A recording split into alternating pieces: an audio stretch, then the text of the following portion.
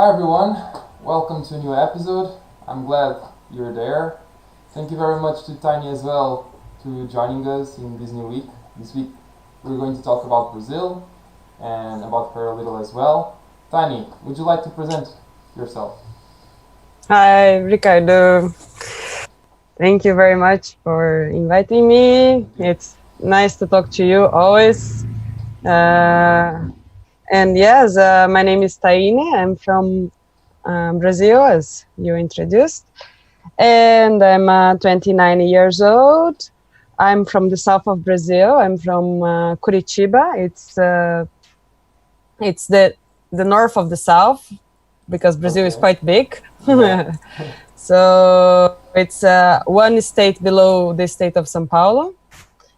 And I came, I'm currently in the Netherlands.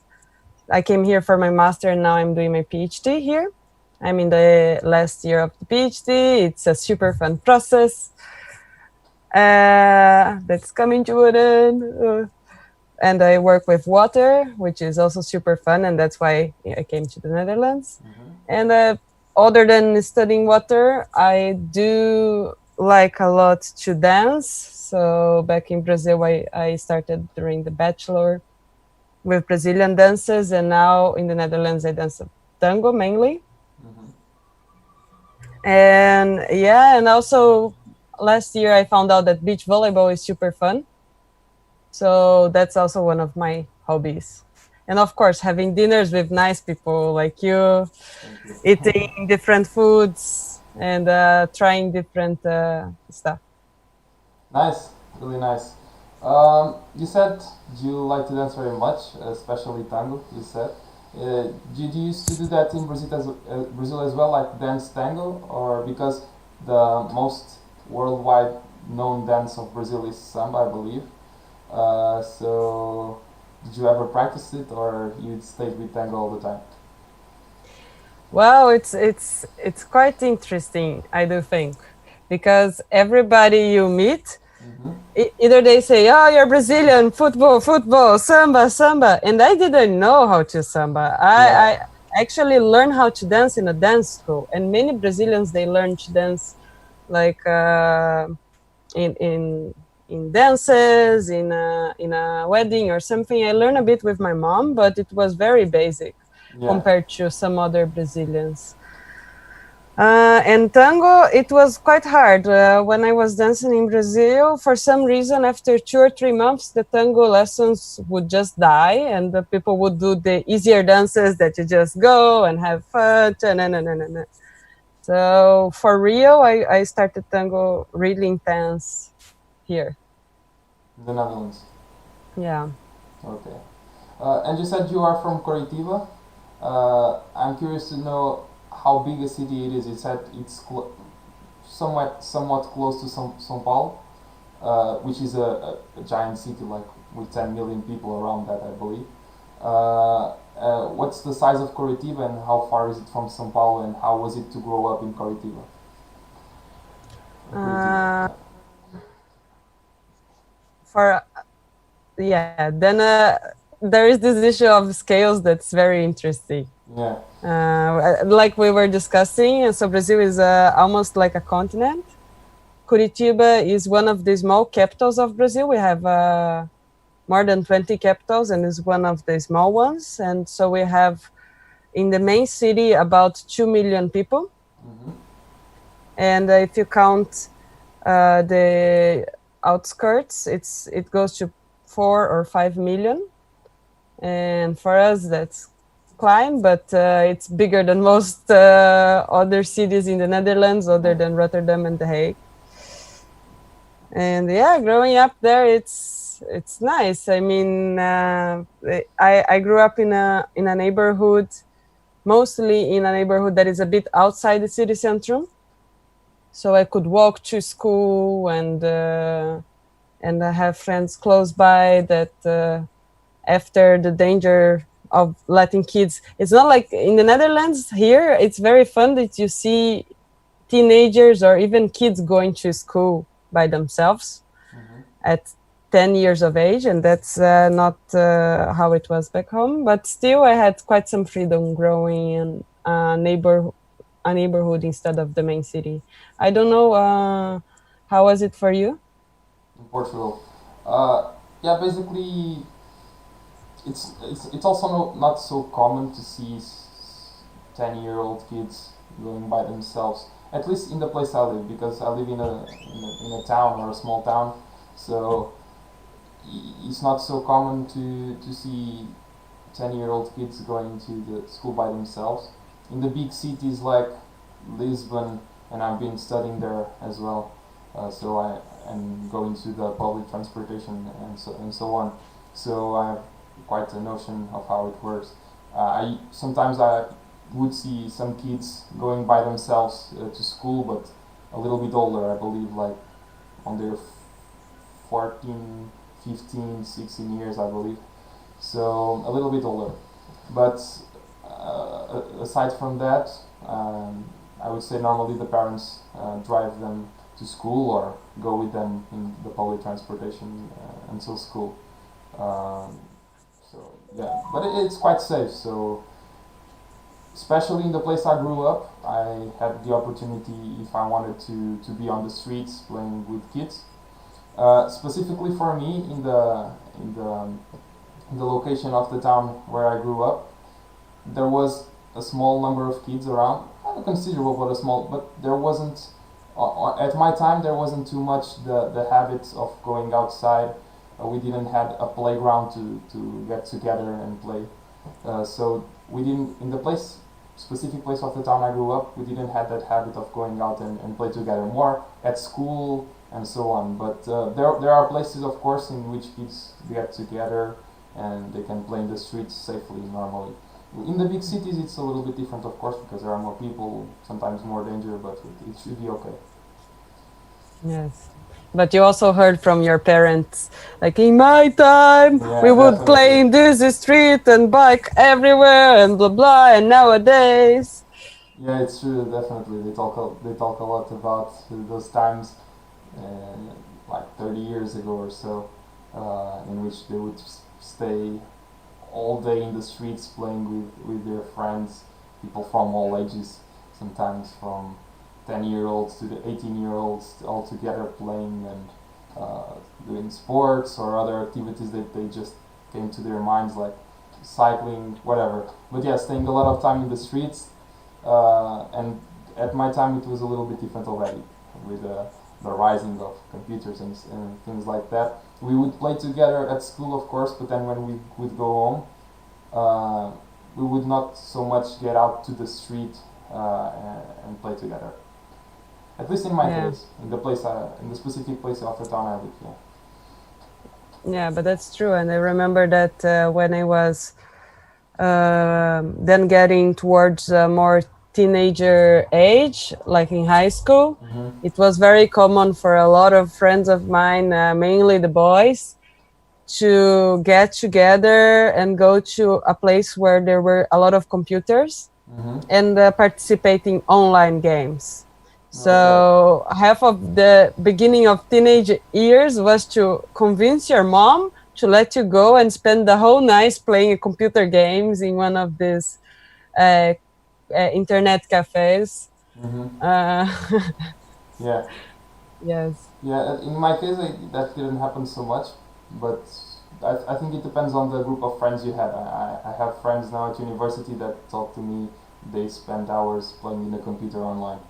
Not in the cafes, but their own PC at home. Yeah. Yeah. Okay. Yeah, I have. Yeah, for me, I think it would be very different if I had entered online gaming when I was a teenager, but I found out it only when I was older. Yeah. And from your teenage years and your childhood as well, there are any celebrations, any cultural traditions you remember that you liked very much those days, or to spend that time with your friends or family? Well, I for me, growing up, I always enjoyed the end of the year celebrations, so the most common ones. Yeah. Like, so in Brazil, we do celebrate Christmas as well and New Year's. So we do both days, the 24th and the 25th. So in the 24th, you make like a dinner, and in the 25th on the lunchtime, you do a lunch with your family, and sometimes it was with one part of the family on the 24th and another part on the 25th. And because families are very big in Brazil, also it's common that you have some gifts sometimes in one day and some gifts in the other. So it's not a specific rule on when to give gifts. It's very gift based. Huh? I was asking, how do you picture? I can explain why I was going to make this question. I was asking, how do you picture a perfect Christmas? Because one thing I found funny is that Christmas for you happens in Brazil happens in the summer, and for us in the northern hemisphere, it always has been in the winter with cold, and so it's a little bit out of the box to think of a warm Christmas, and people maybe would go. I don't know if people go to the beach as well, enjoying those holidays to go to the beach. I don't know.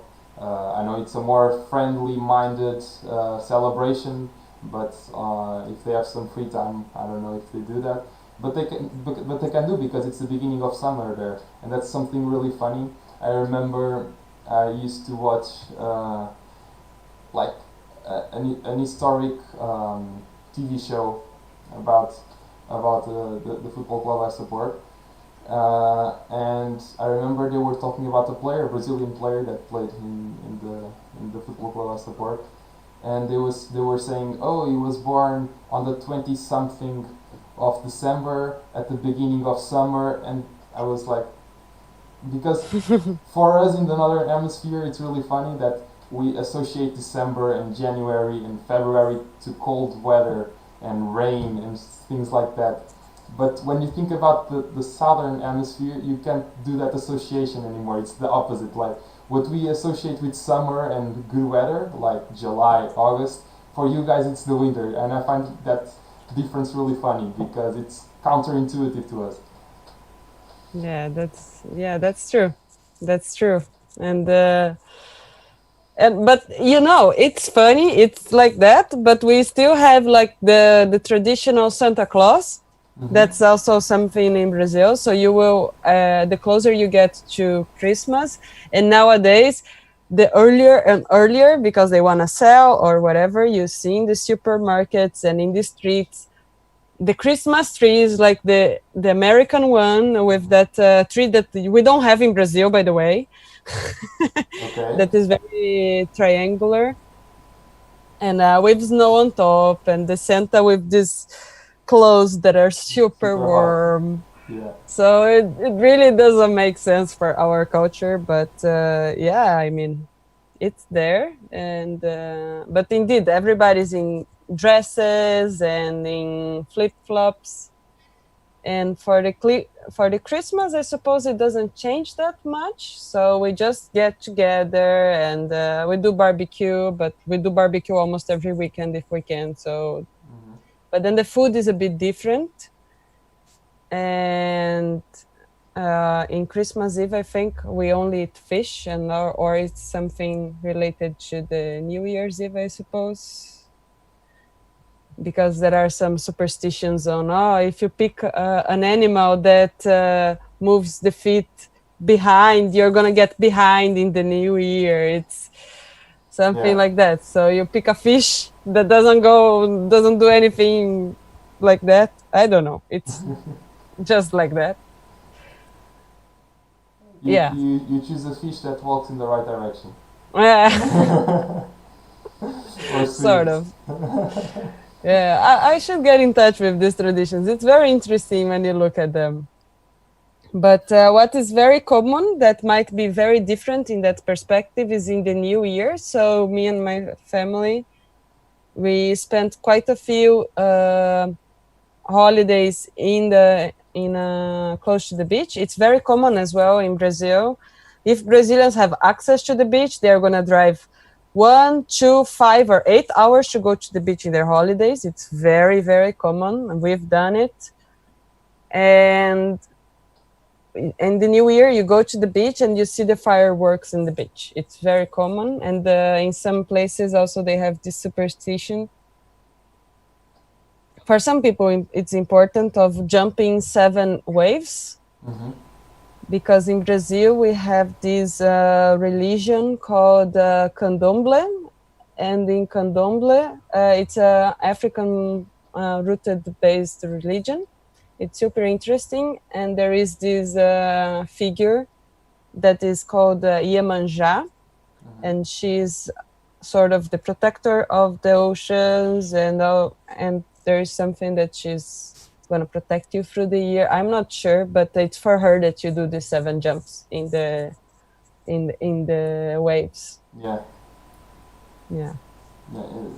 It's that religion you talked about is one of those religions with several gods, each one associated with an element, or because you talked about a goddess that is somehow related to the sea. Yes, but I have not a lot of knowledge about this religion, but I don't think they look at these religious figures as gods. Okay. They look at it as entities of sorts. So it's more along those lines, and they're there to protect you, and they have different roles and different characteristics. But it's not like a god, different gods, like the Indian like Hinduism, right? Hinduism, you have really marked gods. It's a bit different. From what I hear and what I sense from seeing videos and other things about Brazil, we sense that, looking from outside, that you guys are, or the majority of the Brazilians are really spiritual in some sense. Of course, the major religion in Brazil is the Christianism, and I was going to ask you, apart from Christianism, that has a really strong position in the Brazilian culture, if you can still sense strong influences from more native like religions and kinds of spiritualism, because you still have, for example, in the Amazonia, you still have tribes, native tribes, or kind of like native tribes living there with their own culture, living the way they've always lived. So do you still sense a lot of influences from this more ancient spiritualism? To be honest, Thaine, I never had contact. I wouldn't know what any kind of spiritism from a native indigenous person in Brazil looks like. No, because you talked about this African guided or like spiritual behavior, so that's why I asked. No, yeah, but that's why it's interesting, because in our history, we got so far. I think it's so sad that we got so far from our real roots that we don't have that. Look how crazy it is, you know. The second non-Christian, like non-Christian, I think it's non-Christian religion that is candomblé. It's African based, because the Brazilian population is basically a lot composed has origins from the slaves that came from Africa. Yeah. So that's bigger than the natives. Yeah, it's crazy. Yeah, I understand. It's crazy. Yeah. And talking about other celebrations, of course, one of the most famous and well-known, it's Carnival, because like the dimension of the celebration you do in Brazil of that is completely different from anywhere else in the world. Yeah, and I was going to ask you why Brazilians like so much Carnival. A little bit, what's the story behind it? Maybe how it started, where does it come from? Yeah, just talk a little bit about the importance it has to Brazil. Wow, indeed it's the major holiday in Brazil. It's what we are famous for, and it's not for nothing. I wouldn't say much about the history, but I can say that most people think that Brazilian Carnival is the one that happens in Rio Hmm. with the parades. Is that the Yeah, impression that you have? Yeah, so that's it's the not one type. it's not the only impression, but it's the stronger one, of course. Like every year when it's carnival time, we get images from Rio and what's happening there. Uh, but of course, I imagine that in the streets there's a big celebration as well, apart from the parade. Uh-huh. But you get transmissions from the Carnival in Rio in Portugal. Not live transmissions, but in the journals in TV with the news, they speak about it and they show some images of it and sometimes short news about it. Interesting. At least in Portugal, because we also celebrate Carnival. If, of course, for example, in the United States, it's not like that. They only celebrate the Halloween. But here we celebrate Carnival, and of course, in Brazil, it's a big reference. Carnival speaking. Yeah. Yeah. So then, yeah. Well, I will come back to that. But so that you have this carnival that is the parade, like they show the pictures in Rio. So you have this huge places where people sit, a lot of people, they pay a lot of money to be there. The people that organize that parade, they spend the whole year preparing. So as soon as one carnival ends, they start working on the thematic, the song, the cars. It's really a big business, mainly in Rio and São Paulo. And we also have in a smaller scale this in other cities. So that's the main parade, but Carnival is also out, it's in the street. So people do go out in the street, generally with a bit of costumes. Mm-hmm. So you go as, I don't know, a nurse or something fun or something very silly, like a funny soda bottle or whatever. Yeah. And in this street carnival, generally they hire the municipalities, they hire this truck that the singers stay on top and Yeah. they sing and they keep going in a route around the street, around the city, Mm-hmm. and people just go behind and they sing some carnival songs and everybody follows along and dances and drink and Celebrates basically. celebrates. Yeah, that's it. And it's I've never been to one. I've been as a kid, so that's also very funny because we are such a big country. Not everybody is in a city that has a lot of carnival. My city is quite of a rain city, so, and it's quite close to the beach. So again, people go to the beach, becomes a ghost city. Yeah. And there in the beach, everybody follows the truck around, or there is a stage somewhere, and that's how it goes. But I hear it's super nice, and I heard about Carnival in the Netherlands as well, which is quite similar in the sense that people wear costumes, go to the street and drink, but they don't have the trucks and the music that is traditional. Mm-hmm. Yeah.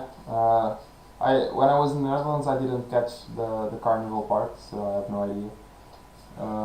But yeah, here in Portugal, it's many celebrations are similar to the Brazilian one. So there are some cities that organize big parades. Uh, Normally, they like to do some humor out of it as well. They like to some of those cars we talked about. They like to have some political references, football references, like to make a little bit of fun of the reality, basically. And yeah, people will go out to the streets with their costumes on, and will play with each other. So yeah, it's there are some cities that follow a little bit more the Brazilian style, like a lot of Brazilian music as well, and some of those some cities I've seen some of those buses with people on top singing, but it's not the nice. people that go after the bus, but the people are so around the street, in each side of the street, and the bus just goes along with the parade. So there's the parade and the bus, it's in the middle and it goes. At least that's the parade, the kind of parade I've seen. But there are different parades in different parts of the country. There's a big celebration from the south to the north. People like to celebrate Carnival as well. Do you like it? When I was a kid, I didn't like it so much because I didn't felt comfortable wearing a costume. I was a little bit shy using it. But today I like the idea of just being funny and do something different. I remember one of these last carnivals, I wore a costume created by myself with things I had at home and that I find funny to be creative with that. And then I wore a carton with a funny phrase written on it. So it was funny in that sense. I don't like I personally don't like so much to be hours up there looking at the parade going by. I find it a little bit boring. But there are other people that love it, so it kind of depends of which person you are and what you like to watch. Yeah, in Brazil, even you can people from Rio and São Paulo, they are so passionate about their they call it the samba schools. Mm-hmm. And that it's almost like a football championship, you know. Yeah. People stay there, they root, and then on national television in the main channels you have the scoring per samba school. Yeah. And people follow. It's super crazy. Interesting. And it's fun to think that there are people that dedicate all their lives to it. Like you said, that they work all year on that. And it's funny to imagine people just doing that their whole lives. It's interesting. And I find it pretty as well because it's such a deep involvement with art and with a very, you know, it's I find it very poetic in a way as well. Imagine you live to put concepts in the format of nice music for entertaining people. Yeah. I never thought about it in that sense, but now that you talk about it, if we think it really is the connection between music, dance, and arts like painting or sculpture as well of the cars. So in that sense, you're right. Yeah, it's the mixture of different art styles. Yeah, it's very nice. And tell us something we don't know about Brazil. Like apart from Carnival, football, that we know it's a big thing, and I've talked with your neighbor country, Rodrigo from your neighbor country in Argentina, that he says it's a big thing there as well. So it shouldn't be too much different, I imagine. Of course, with the unique things about the country, but it's a big passion. So apart from Carnival, football, what does Brazil have to offer that we don't know or that we don't hear so much talking about? Well, I know. Brazilian food. Brazilian food. People don't talk about Brazilian food, and we have a very rich culinary. Mainly, well, I don't want to say, well, but there are a lot of typical, very specific our food, mainly in the Northeast, I would say so, yes. With very specific dishes. And yeah, people just don't, even I didn't know about it. It's very funny in Brazil when they started with the show, the Brazilian version of MasterChef. Yeah. I started learning about all these things that are within Brazil, but like 2,000 kilometers north, and amazing stuff. And it was very educational, and we have a lot of food culture that's very nice, and people don't talk about it. Also, we have great wines, and people don't talk about it. So I would say that our food is something that is very nice. We have to offer, and unfortunately, it's not out there yet. Yeah, basically visiting your country is not just the beautiful views and the warm weather near the beach that you have to offer. You can uh, use your time as well there to taste good food and good drinking as well. That's funny what you said. It's similar.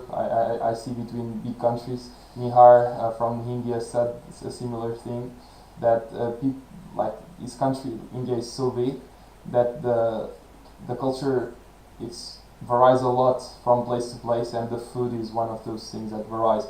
And one of the variables that conditions or that shapes that culture regarding food is the natural, of course, the natural conditions in which they live. For example, places closer to the beach have a diet much richer in fish than people close to the mountains that eat much more meat, with a much more focus on meat, which their diet is based on. So I see from what you said. I suppose it's the same in Brazil. Yeah, and also in Brazil, it also has to do with the constitution of the people that lived there, in the sense that our country is such a mix of different people. And my state, for example, at least in my city and my state in the south of Brazil in general, we have a lot of immigrants from Europe. So once I was having a dinner with some friends, and they said, do your family dish. And I did pierogi, which is Polish, Yeah. because that's my reference for a family dish. But you don't have any Polish family members, I imagine. Well, I have some descendancy, so the grandparents, they were Polish. Yeah. But then you have also this the food culture depends also on who is there. Okay. We have also in Brazil, I think we have the biggest Japanese community outside of Japan, I think, Interesting. I didn't know that. or something like that. We have a lot of Japanese people in Brazil. There are a lot of foreigners in Brazil. Like the proportion of people, it's noticeable in the streets. Internationals, you mean? Yeah, foreigners, yeah, internationals. Like you Yeah. walk on the streets and you notice a lot of international people there, or because there are some countries that you basically see local people from that country.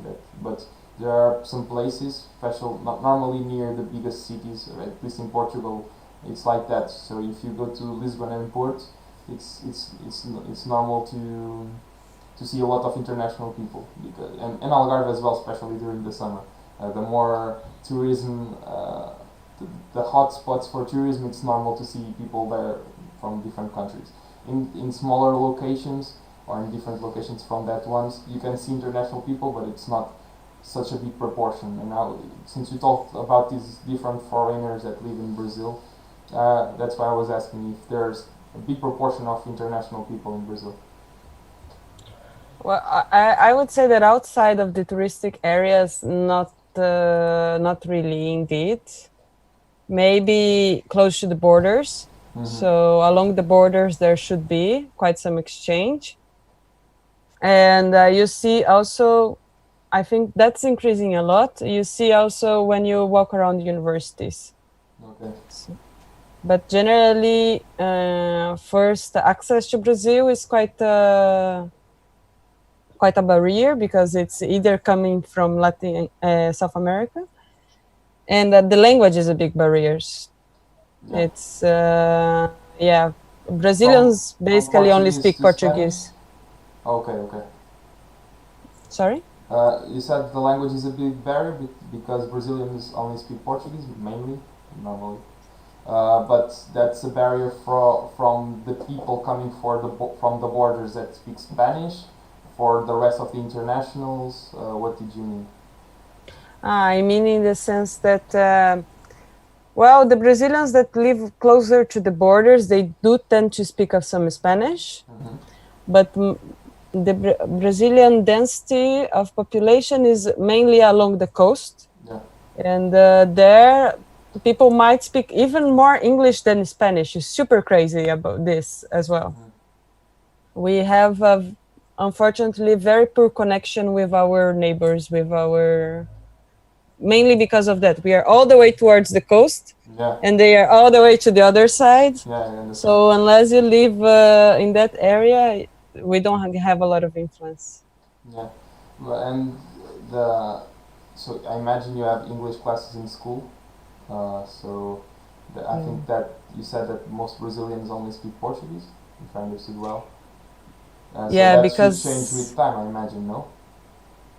yeah, I suppose so. I think the exposition to the internet makes it's a game changer. Everybody knows it's important. And unfortunately, the English classes in Brazil, unless you are in a very, very good school, they are not that good. So I was even in Brazil. It's common that the public schools, in general, they're not very good. Okay. And I was in a private school, and even in there, I didn't learn English from the school. I learned English from private classes. And classes outside of the extracurricular, Yeah. I find it very sad, actually, but I think it is because there is not a lot of emphasis in learning English from a very early age, like you see here in the Netherlands. They really put it in the kids that are very young. They have to learn, and then they need to keep learning in English, and I think that's very different. How is it in Portugal? It's. Let me think. I would say it's between the two realities you described, maybe. So, especially between the younger population, it's common that everyone or almost everyone speaks English at least a bit, because we have English classes in school, in the public school, and also people are in private schools, I think, as well. Also, obviously, have English, and the English classes are okay. I don't know.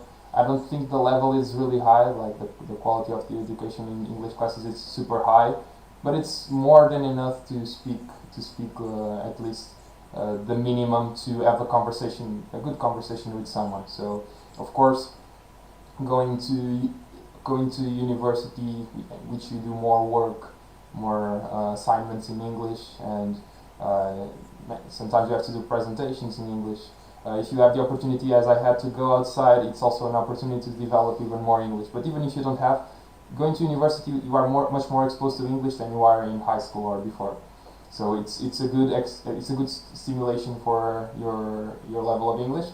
But I would say even if you don't go, of course the internet it's a good stimulus as well. But we are a lot for example, we are a lot exposed to English.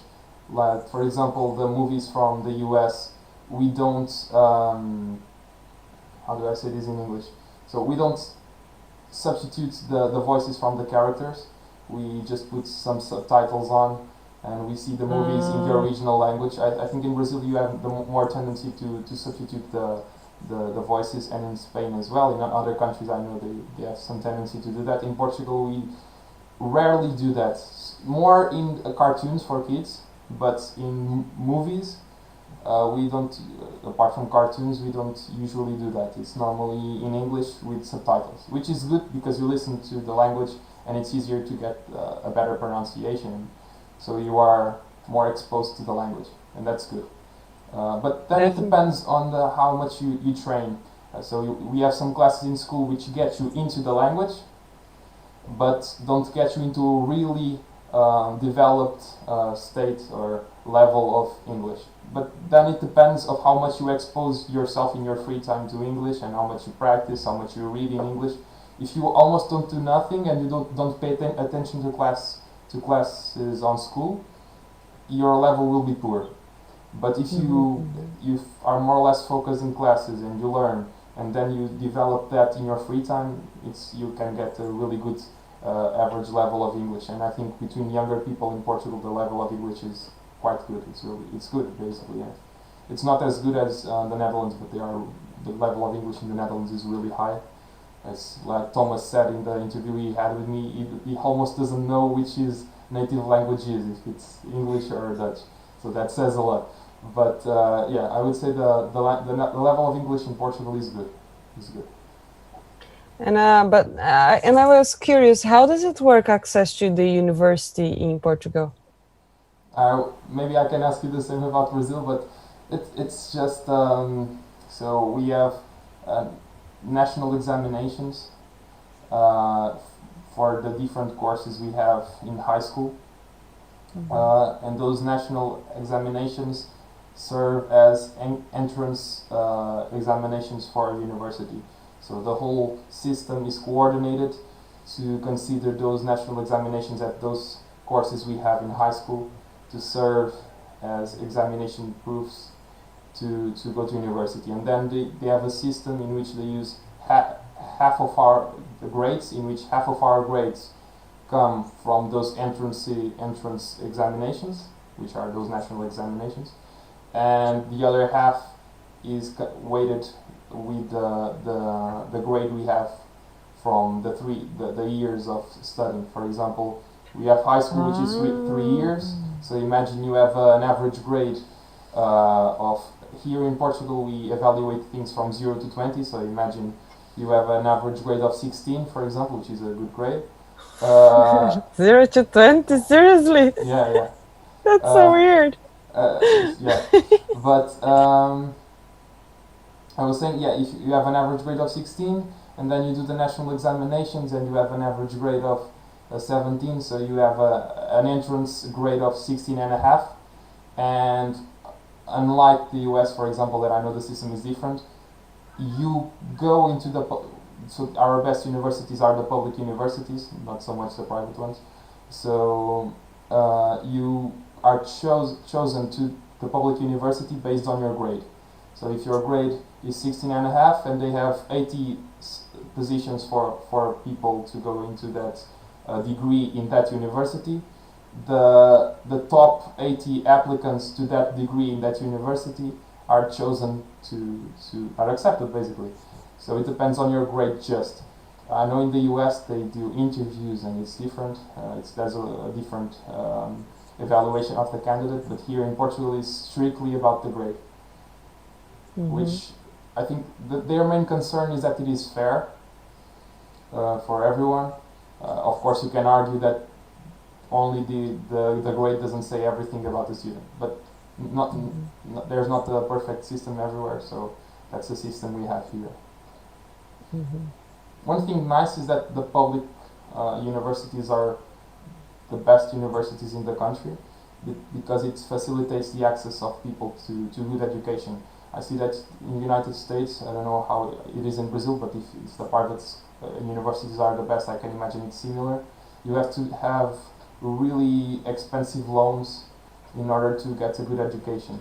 And fortunately, here in Portugal, we are lucky that we don't have that problem. Like you can, in a public university, you can have your full education for 1,000. Now it's even less, but 1,000 euros per year of tuition fees. Then you can have more expenses with the housing, especially in Lisbon and Porto, which is really expensive. But the tuition fees of the public universities, because they are supported by the state, are really cheap, and that's good for people with that come from more poor families to have access to that superior education. I understand. Interesting. And how is it in Brazil? Well, yeah, it's funny because it was similar, and then you kept talking, and it was like, wait a minute, no, it's not like that. So we do have also national examinations.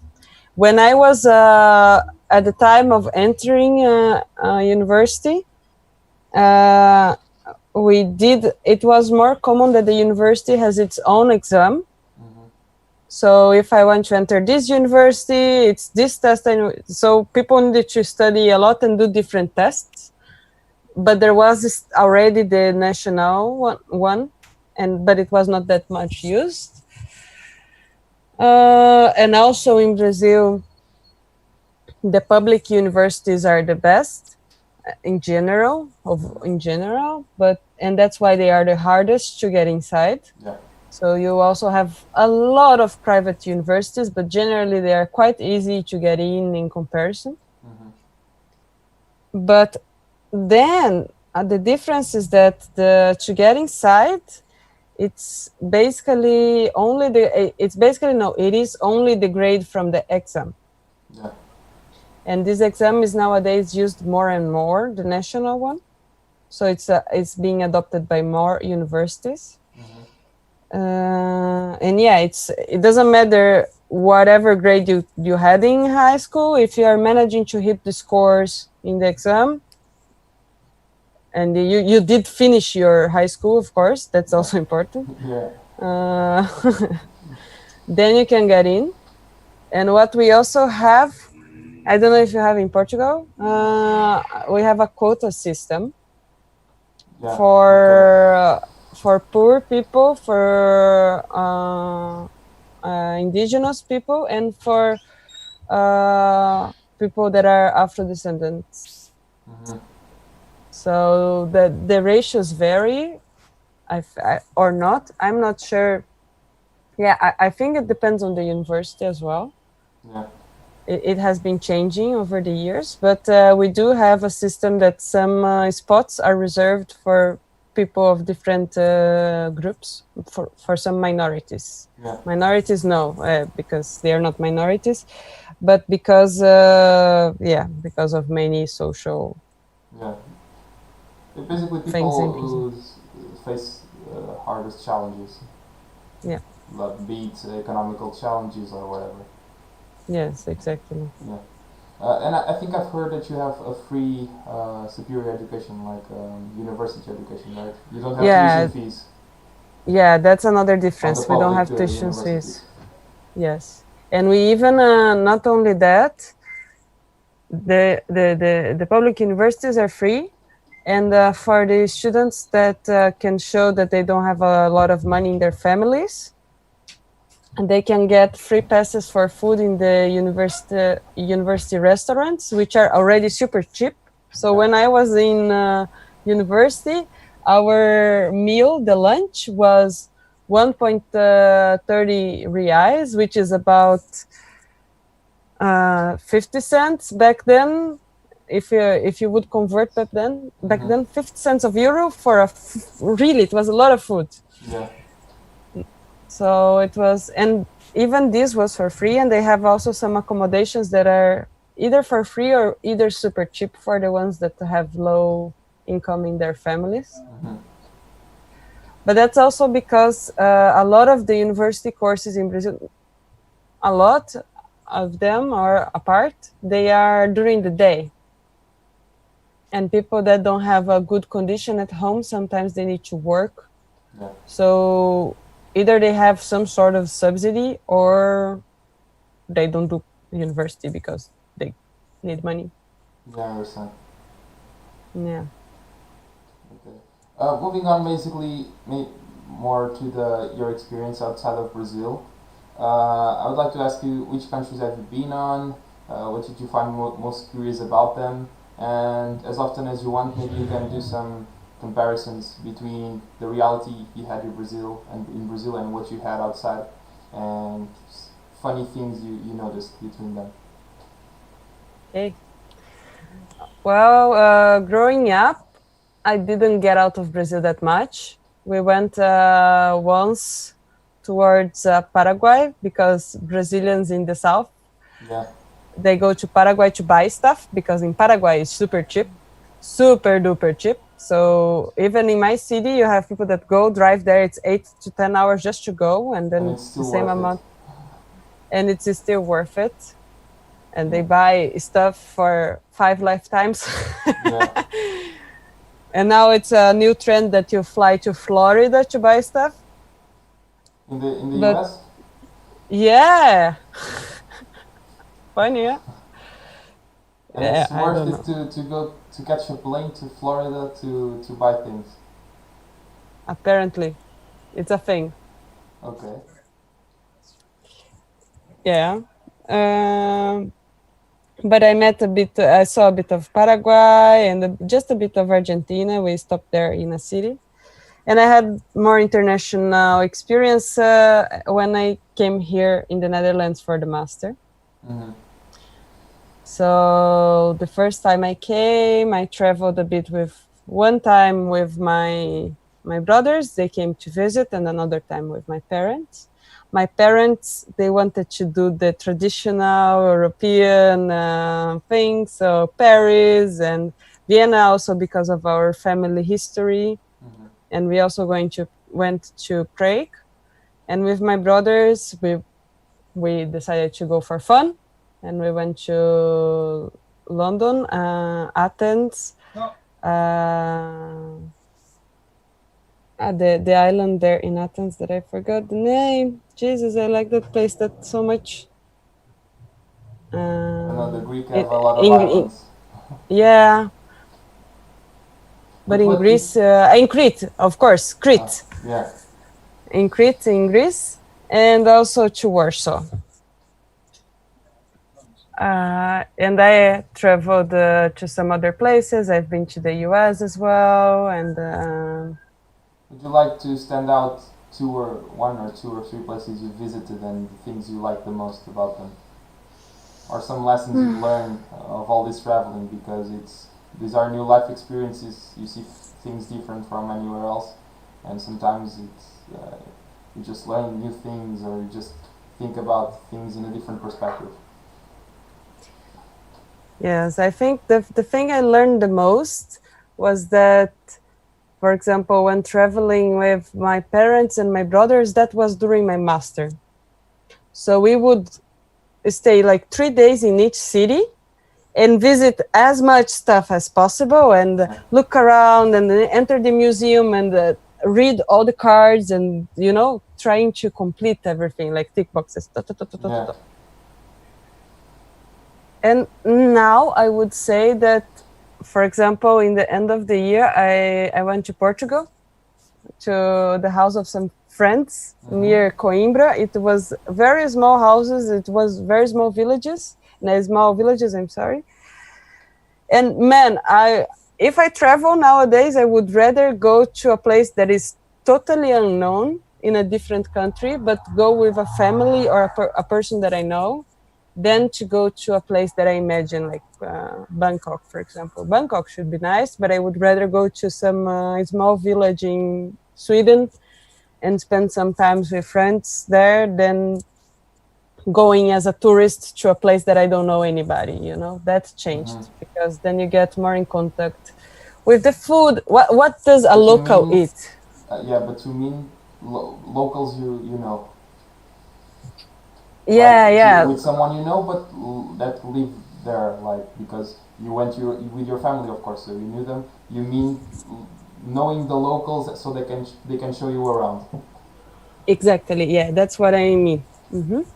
Yeah, that's one thing from the conversation I had with Nihar from India. He said as well, he likes very much to travel and get along with the locals, like to meet the locals and to talk with the locals and have meals with the locals. He likes that very much. But he has this curious thing. Even if he doesn't know them, he likes to meet them and get along with them. Yeah. He has some funny stories with it.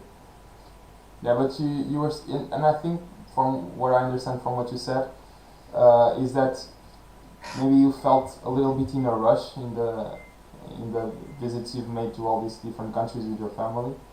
You said that you were always rushing, trying to see everything in the city in 3 days, and maybe going with your friends, you had a much more cooler approach, like just enjoying your time, basically, no?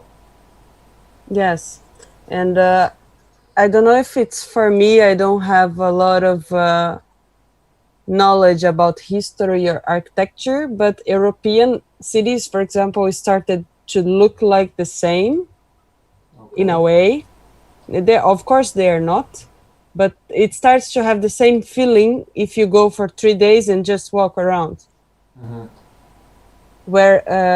Whereas if you go and spend a full week in a city with somebody that is a local, then you get a whole different flavor, and I feel it's very different. And also this timestamp. So indeed, I would rather nowadays go spend 2 weeks in one city and stay there with a local and go to their local pub and grab the same breakfast they get in the bus station. Yeah. And so one thing that for me was very interesting was that in my field work, I went to Romania. Yeah. And it was in a delta in Romania. So it was the natural area of Romania. And this is also something that we forget, that the same way that they consider that Brazil may be a lot of jungle, but it's not, some people. Brazilians tend to think that Europe is all modern, but it's not. You guys have beautiful natural areas. So we were there camping, all Romanians, but me, very kind people. They are all so kind, all of them speaking in English with me as much as they could, always making me company. Time for breakfast, we had a salted cheese. It was white, but very salty, and olives and bread with a spread that looked like tomato, like a compote of eggplant. Yeah.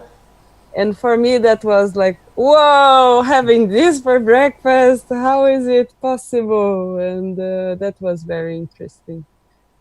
Yeah, I understand what you mean. It's a completely different experience and a different way of traveling. Uh, Yes. and you can have a much more raw experience to because I somewhat understand what you mean. If you just go on a rush walking through the streets of a city, doesn't matter where it is, of course you can have a little bit different architecture and the shape of the buildings and the color of the buildings and the language around you and the signals around you can be different. But as you're walking on a city in a rush, just going through things, I can understand that after a while it can all feel all the same because it's just in the end it's just buildings and the city and where people live. But unless you know the people living there and the stories behind them, and this can extrapolate to a really deep thought, like even if you don't go outside, even inside your country, you can just know people from seeing them and just from say hi and goodbye to them. But to know someone deeply, like to know their stories, to know what they think, to know what they believe, and to share experiences with them, it's a completely different experience. And so I understand perfectly what not perfectly, but so I would have to live that as well, to have even a view in more detail, a 5D experience, not only with the 3D vision, but with the senses, like the smell, like of the foods, for example, you experience. But yeah, definitely, that's somehow what I also want to share with this channel, is to show to the people that we have this vision of how this or that country should be. For example, you said Brazil with the jungles, for example. Or we have this vision of how people in that country should be, like of Brazilians. The image I think the world has about you guys is that you are really open and really eccentric in the way that you express your emotions, and really open in that sense, for example, and really happy and like to party and things like that, for example. But it's different to that vision, maybe not so truly or true. It's different from actually knowing different people from that country, to know their stories and to see that especially for countries that are we imagine that are completely different from our countries.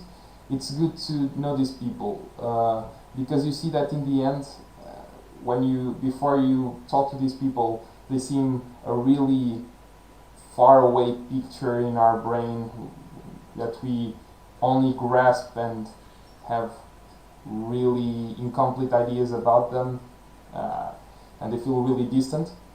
But sometimes we have emotions attached to that that maybe not true or confused at least, but to actually see that people, even though they may have a different culture, but they are just like us. They, I told you this before, but they have dreams and ambitions.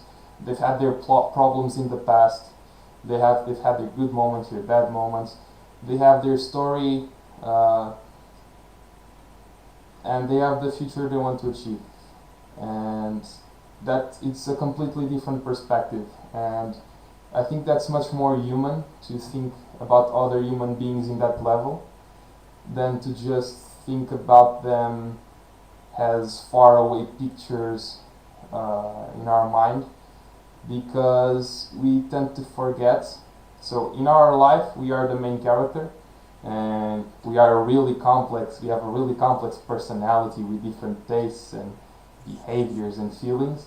But we tend to forget that to the other person, they have the same image of themselves. They are the main character of their story. So we tend to simplify too much the personality of people and what they've been through, but it's not like that at all. Yes, that's so true. It's like and yes, because I do feel like stereotypes, they put you in such a shallow analysis of other people, and it distances, as you said. So, and when you explore a bit more the person, the other person with that different culture, you also realize a lot about your own and your own preconceptions. Yeah, that's true. And yeah, it for example, uh, I don't know. There is this feeling in Brazil that we are warm people. We are Latinos. Latinos have this thing about being touchy, Yeah, huggy, you know. And in the beginning, from my stand, from a very shallow point, you have this impression: oh, Europeans are cold, in a sense that is bad. yeah, And then being here and talking to people, and you just put yourselves in their shoes, and you realize, man, they just don't like it, and there's nothing wrong with it, you know, if they don't want to give you a kiss in the cheek when you just meet them, because for them it's too much. The same way that it's too much when for us when they go say, ah, this is wrong, because they are very direct. yeah, And it's like, my feelings, but no, it's just their way, you know, and they are not wrong about it. It's just, and you start to appreciate as well. So it's so nice. I even when I went back home, I remember once my mom said like, "You're too Dutch now. You're too direct." yeah. I understand. Yeah, because we are Yeah, shaped as well by what we live. yeah, that's true. That's true. But do you, for yourself, is there something that traveling, because you don't need to necessarily live in another city to learn it from other people, from your travels and from your living here? Do you realize that there is, oh, these people do this and I like it and I want to adopt it for me, or I do this and it's not that nice and I want to change Yeah. this trait that is more related to your culture? When one thing, the biggest realization I have already talked about this in a different video. Uh, the biggest realization I had about with the traveling experience I had at the Netherlands, because I've traveled before, mainly to inside Portugal and to Spain for one or two times, but it was different. This was just like for a week. It's different from actually living there. So the experience I had in the Netherlands, the biggest realization I had is that I had a wonderful time. I've lived different things. I've met new people. It was great. It was really. I had a really great time meeting these new people, getting to know them, sharing new experiences with them. It was great. But the biggest realization I had was that I can do that in the place I live. Sometimes we get lost or just get accommodated to our reality and our day-to-day life. We Yes. are spend a lot of time doing the same things. And what I've learned is this: is that to experience these life experiences I had, meeting new people and doing different things. I can do that in my day-to-day life. It's just a different mindset. Like I can approach people I don't know in the streets and get to know them. I can do different activities, and from that activities you also meet new people, of course, and you will feel more engaged with what you're because I think we as human beings like to experience different things. Like if we are always living the same thing, we just get bored. It might be the best thing in the world, but we get bored. And it's natural. It's not just human. I think it's just natural. I have a cat at home, and right now he's finding really funny for us to drop water in the place for he to drink water, and he likes a lot to play with the water as we are putting the water on the plate for he to drink. And I remember my mother was telling that maybe we should buy a fountain to have water dripping all the time for him to play. And I was saying he would love that the first 3 days. After that, he will get bored, and the water coming down would be nonsense to him. He wouldn't like it anymore. It would be better if you turn on and off the fountain whenever you want to play with it. Because Yeah. if it's always running, you will get bored and don't play with it anymore. And we are the same. We are the same, basically. So to get more excited with our day-to-day lives, sometimes it's good to do these different things that we never did before with different people. And that's the biggest realization I had in my travel experience. That was the biggest thing. Another thing was that I'm really, like you said, I'm really open, expressing my emotions and to the people I love and my family, but especially inside my family. But I don't know, outside to the rest of the world, I feel a little barrier that doesn't let me express as openly as I do inside home. Because okay, these are not my family. I like these people, but it's different. I don't hug or kiss them the same way. But one really good experience I had in the Netherlands with Dutch people, which is fun because we associate them with being colder, is that they would approach me much more with arms wide open and kissing me and stuff. And I really liked it because I love to do that inside my house with my family. And it's stupid that I don't do that so much with other people that I like as well, but I have a different way of expressing those emotions to those people. And it really got me thinking that I should do this more often, like to approach these people I like that are not of my family more openly and being more catchy about hugs and kisses and stuff. I really like their experience with those people, with those friends I've made in the Netherlands. So that's also a thing I got from my experience there. Which is funny because this cold association we do with modern people.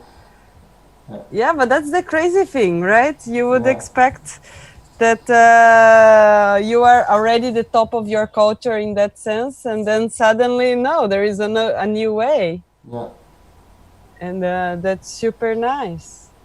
I had a kind of a similar thing, to be honest. Because I think there are some situations that make it a bit harder. For example, in Brazil, if I want to meet my group of friends, it needs to be scheduled in advance. It needs to be close to the weekend because people take at least 1 hour to go to work, 1 hour to come back, and they work more than 8 hours a day. Yeah. So in the same day, it's just impossible to meet people. Yeah, that's one thing I will let you talk, of course. But that's one thing it's funny because people we were talking about stereotypes. That's why I was talking because people in the north, especially in Europe, I think people in the north have an image, a picture in their heads about people in the south, that people in the south don't work a lot and like to waste their time doing useless things. But actually, like the number of hours they work we work in the south, it's higher than the number of hours they work in the north. I think they have some countries have like 6 hours of work daily, and for example in Portugal, in the public system, I think it's 7 hours, sometimes 8, but in the private it's like 8 hours a day. So in most countries in the north, I'm not saying that they don't work. I'm just saying this stereotype. These stereotypes many times are wrong. But sorry, continue with what you were saying. Oh yeah, but that's true. I also remember hearing that there is this stereotype, for example, that Greek people don't are lazy as well. Yeah. And I worked with the Greeks for my project, and man, they just work. It's you as a standard stereotype. It's crazy how much dedication they give to their work. It's bananas. Yeah, but then in this sense, in Brazil, I had a very close relationship with my friends growing up. Mainly because you're a kid, you have time, you go, you do sleepovers. Mm-hmm. And I don't know, through high school, through college, and after that, it kind of didn't go the same way. I don't know if it's just life getting busy or because you I don't know why. But then I come here for the master, I start living with my friends and I start having dinners, very informal. You establish these bonds that are so deep and it's so nice. So it was a similar experience in that sense with a lot of internationals, not only the Dutch, but the Colombians, the Nepalese people, super nice people. Also because the institute I work there, they don't have a lot of Dutch people, so just now I'm meeting some. But still, this thing about learning a new way to communicate with people Yeah. and getting out of your standard, the way that people do stuff. And that's very interesting. Nice. We're already exceeding a bit the normal time the videos take. Sorry. It's been great. That's why it went so fast, of course. But I would just ask you to leave maybe a final message of whatever you want to talk about. A final message to the people watching, and yeah, just something about it. Like I was going to say, it can be like an invitation for people to visit your country. Some people like to do that, or some more. Something more related with what you were talking about, and something you've learned and you wanted people to catch on. I don't know. Just Yeah, I follow would. what you feel. Okay, I would say just that I would like to thank you for this conversation. I mean, I think I would like to reinforce this message, man. Like, be open and explore other people, and you will never know how amazing people are until you talk to them, and you experience different people, and it's always a nice surprise. Yeah. And you can, and I totally agree with you. We can do it from home. Sometimes it's harder, but it's possible. And I think that it's very nice to experience the different and realize that, as you mentioned, we are all the same in a way. We all have we have the same problems, same emotions, same conflicts in our head. We all have these voices inside that go like, Yeah. And so I don't know about you, but I kind of get this feeling of realization, of fulfillment when talking to people, like sharing experiences or feelings or thoughts. I tend to get this fulfillment emotion inside of me from this exchanging interaction between people. yeah, me That, too. that's kind of human, and I really have that feeling. That's why I love so much to communicate with people. Yes. Okay, thank you very much as well Thank for you. joining us. It's great. I've met really good people. You I already knew, of course, but I've been having really wonderful conversation with people from these different countries I've been talking to. And I am the one who has to thank you guys for being available to join me and to share your experience and your life experience basically with us. And yeah, it was wonderful. Once again, thank you very much. And Thank to you. all of you there watching, like always, I'll see you next week uh, with a new country. I'm excited. It's always wonderful to have these jumps throughout Earth and to visit new countries. I also like to put those pictures about the country before with the challenge for you guys to recognize the country, but it's awesome. We see really wonderful things like this week I was posting the photos about Brazil and really astonishing photos. There's a lot to learn and a lot to see. So yeah, goodbye. I'll see you guys around, and thank you for being there. Bye, Tiny. Thanks for being there as well. Bye.